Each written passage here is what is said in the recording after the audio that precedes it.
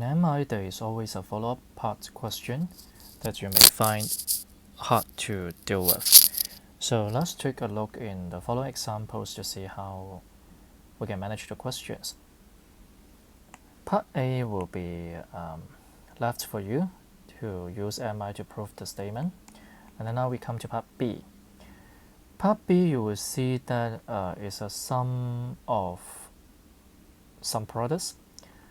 If you check it with the MI statement carefully, you will see that they are very similar because it's 1 times 6 to 1 times 5, 2 times 7 to 2 times 6, 3 times 8 and 3 times 7, etc.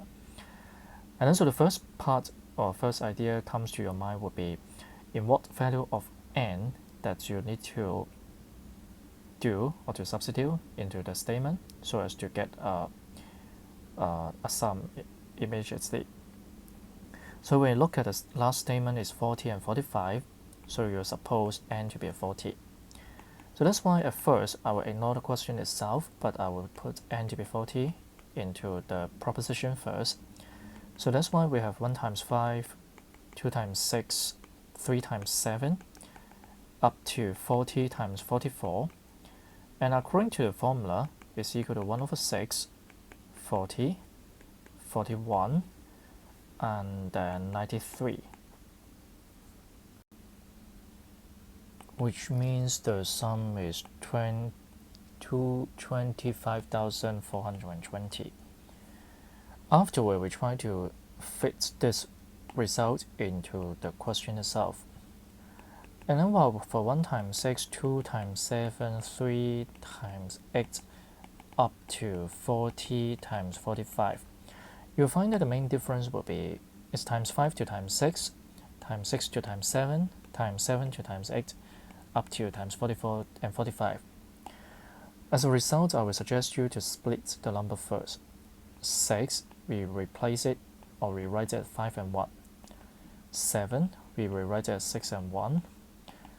8, we replace it by 7 and 1. Up to 45, we rewrite it as 44 times minus 1 or plus 1. So and then you will expand it and you will have the following. If you look at the first part of the product, you've got 152637 up to 40 times 44, which is the sum that we can get from the MI. While for the latter part, we have 1 times 1, 2 times 1, 3 times 1, up to 40 times 1. Now you can take the value 25420 into the first half of the expression. And then next, for the latter half, you need to spell the formula of how you can get 1, 2, 3, add up to 40, which is number of terms times first term and last term divided by 2. And then so please use your calculator to obtain the result 26240, which is the answer of part B. Okay, next we come to another example 5. Once again, I will leave part A, the MI question, to you, and I will start from part B, B1. This time is very hard, I think, because now you see that it's totally different to the original question because it's 1 square, 2 square, 3 square, add up to n square, while in the MI it's 2 square, 4 square, 6 square, up to 2n square. As a result, I can't simply substitute a number to n in order to write it. And in this case, I will think of the question in this way. 2, it can turn to 2 times 1. 4 is 2 times 2. 6 is 2 times 3. 2n is 2 times n. And then can you see that I can obtain 1, 2, 3, 4 up to n over there? So according to it, it is the idea how I will be solving the question in B1. Let's take a look. From A, I have 2 square, 4 square, 6 square, up to 2n square, the last term, which gives us 2n, n plus 1, 2n plus 1 divided by 3.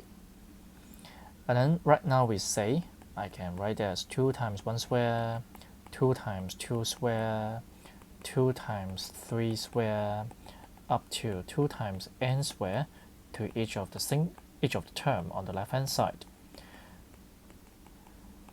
Coming next, you will expand the brackets. Can you see that there is always a common factor 2 square, 2 square, 2 square in each of the term. So that's why the 4, I will take it out. The things left will be 1 square, 2 square, 3 square, up to n square. So it's almost achieved our goal in solving the problem. While on the right hand side, and then I have done nothing because it's the result always on the right. Finally, we take away the 4, which gives us 1 square, 2 square, 3 square, up to n square, which is equal to, after divided by 4, it should be a 6 at the bottom, while the 2 on top is cancelled, and I have n and n plus 1, 2n plus 1 for the formula. After you do B1, then B2 hopefully is a piece of cake to you, because it's 1 square, 1 square, 2 square, 3 square, up to 2n square. That means the last term should be modified. So when you have 1 square, 2 square, 3 square, up to this time is 2n square. So it's like substitution, which means the n itself, it turns to 2n. So that's why in the formula, the n will be changed accordingly. And now the outcome should be n changed to 2n, 2n, and 2n. That means it's a 4n plus 1 divided by 6. So as a result, after cancelling the 2, and I have the result as follows. Is that alright to you now?